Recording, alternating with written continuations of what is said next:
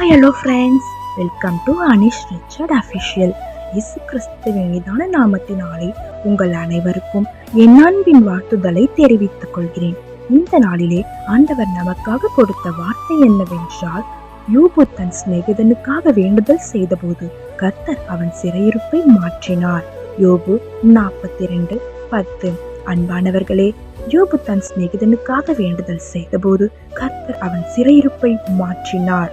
இந்த நாளிலே கர்த்தர் உங்களை பார்த்து சொல்லுகிறார், நிச்சயமாக உங்களுடைய சிறையிருப்பை நான் மாற்றுவேன் என்று.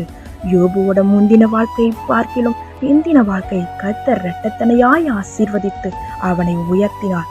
இப்பொழுது தன்னுடைய சிநேகிதனுக்காக, மற்றவர்களுக்காக யோபு செபிக்கும் பொழுது கர்த்தர் அவனை ஆசீர்வதித்து அவனை உயர்த்தினார்.